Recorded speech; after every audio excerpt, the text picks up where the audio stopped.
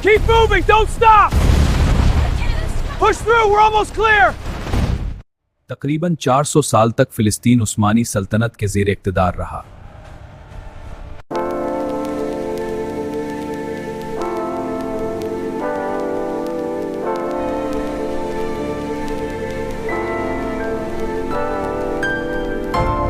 हज़ारों साल पहले फ़लस्तीन की ज़मीन पर मुख्तलिफ़ कौमें आबाद थीं।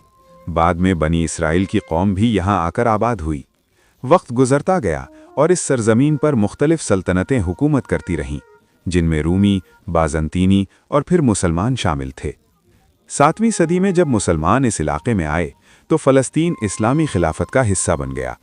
कई सदियों तक यहाँ मुसलमान हुक्मरानों की हुकूमत रही।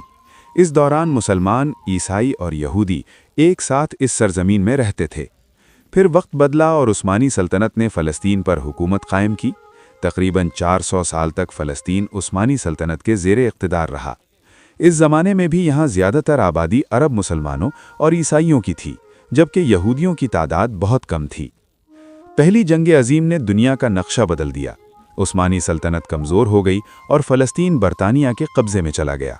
1917 में बरतानिया ने एक ऐलान किया जिसमें कहा गया कि फ़लस्तीन में यहूदियों के लिए एक कौमी वतन कायम किया जाएगा।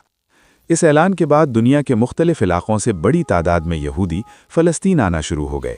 यहाँ से मसला शुरू हुआ। फ़लस्तीन में रहने वाले अरब लोगों को ख़तरा महसूस होने लगा कि उनकी ज़मीन उनसे छीन ली जाएगी। यहूदी आबादियाँ तेज़ी से बढ़ने लगीं और ज़मीनें खरीदी या कब्ज़ा की जाने लगीं। इस वजह से अरबों और यहूदियों के दरमियान कशीदगी बढ़ती गई।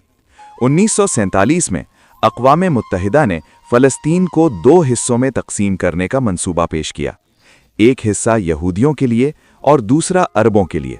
लेकिन फ़लस्तीनियों ने इस मंसूबे को कबूल नहीं किया, क्योंकि उनका कहना था कि उनकी अपनी ज़मीन को उनसे क्यों तक़सीम किया जा रहा है। 1948 में इसराइल के क़याम का ऐलान किया गया। जैसे ही ये ऐलान हुआ, जंग शुरू हो गई। अरब ममालिक और इसराइल के दरमियान लड़ाई छिड़ गई।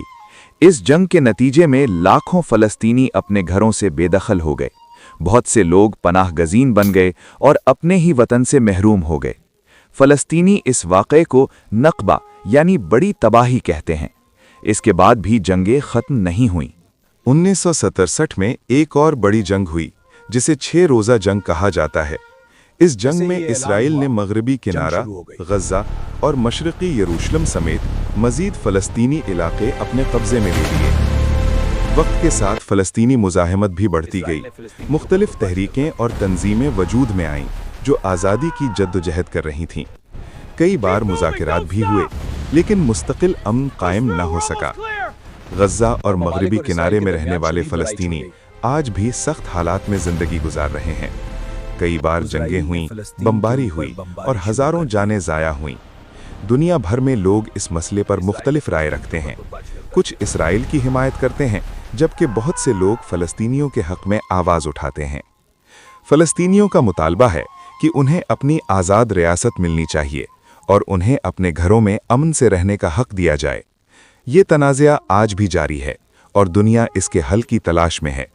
ये कहानी हमें ये याद दिलाती है कि जंग और नफ़रत के बजाय इंसाफ और अमन ही वो रास्ता है जो इंसानियत को बचा सकता है।